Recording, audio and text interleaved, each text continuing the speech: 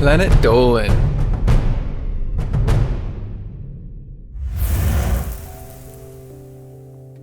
If you're in Japan and someone challenges you to a duel, what do you do? Also, where are you allowed to spit? From climbing a telephone pole to getting the wrong amount of change from the store, here are 10 bizarre laws on the books in the Japanese legal system. Hey there guys, I'm Denji Dolan's mysterious brother. I'm here to blow your mind with academic research, insight, and other dark magic. Number 10. Insulting a duelist. Defamation laws exist in some form in nearly every country.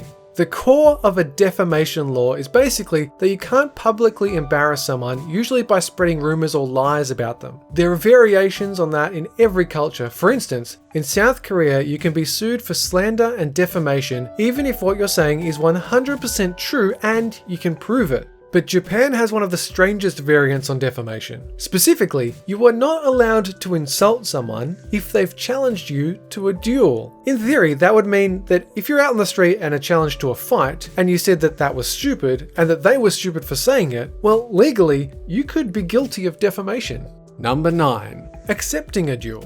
Okay, so then if you can't insult someone who challenges you to a duel, then maybe you ought to just accept the duel and beat them down, right? Well, no, that's also illegal. It's way more illegal, actually. Really, anything having to do with dueling is an antiquated law that generally refers to a sword fight. The law was passed in 1889 and as such, doesn't come up too much. But there were some teenagers arrested for dueling in 2005. So if you happen to be in Japan and for some reason you're actually challenged to a duel, apparently the only legal response is to decline politely and then leave. Number 8. Spitting in a park. The weirdest thing about this one is how specific it is. Spitting in a trash can? Fine. Spitting on the street? Fine. You could probably spit on another person and not run afoul of the law, at least unless they challenge you to a duel. But spitting in a park? Well, that just won't do. Under the Minor Offence Act, that will cost you between 1,000 and 10,000 yen, and it could go on your permanent criminal record. Number 7. Driving drunk on a bike. Okay, you know what? Driving drunk is bad. Pretty much under any circumstances. But you'd think that riding a bike after a few drinks would be fine. Turns out it isn't. Under the worst circumstances, you can be fined up to 1,000,000 yen and imprisoned for up to 5 years if convicted of riding while intoxicated. Other illegal bike-related offences include using your cell phone on a bike, having an opened umbrella while riding, and riding double on a single bike. Number 6. Receiving too much change. You know those moments when you're checking out in the store and the cashier accidentally hands you the wrong amount of cash? There's a brief moral conflict that goes on in your head at that moment regarding whether or not you ought to say something. Obviously, you should, but in Japan you have to. Legally, if you walk away from a store knowing you received too much change from a store, that constitutes fraud. Now, is anyone going to find out or take you to court for fraud over a few yen? Probably not, but the law is the law. Number 5. Cutting in line. Even when it's not technically illegal, you really shouldn't cut people in line. But Japan has punishments in place if you do. Of course, it's not really as bad as it sounds. If you just slip in front of somebody without much fuss, you might cause some annoyance, but you won't suffer any legal repercussions. You know, as long as a duel isn't involved. The law on line cutting is geared more towards people who push and shove to get past people. Basically, the real crime is the aggressive behavior performed in the process of line cutting. Number 4. Making someone drink. It's a pretty normal thing to be at a party and try to convince someone to drink alcohol. But as long as you're not forcing it down their throat, that really isn't a problem. But in Japan, where group drinking is common, especially among co-workers, peer pressure can become outright coercion in a hurry. So the law is, if somebody doesn't want to drink, no means no. Number 3.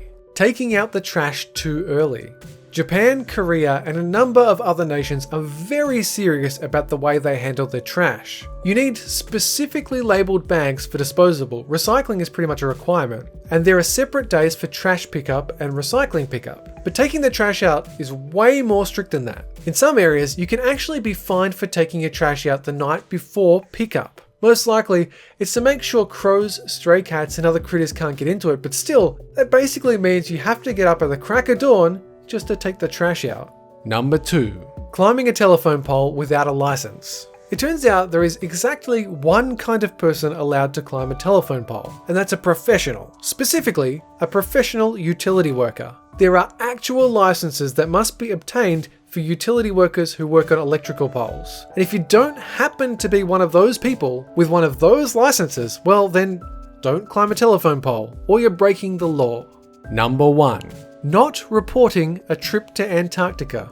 In fairness, if you were going to take a trip to Antarctica, chances are you would tell everybody. But that would be because you want to, not because you have to. In Japan, any trip to Antarctica has to be cleared by the government. Well, cleared is a strong word.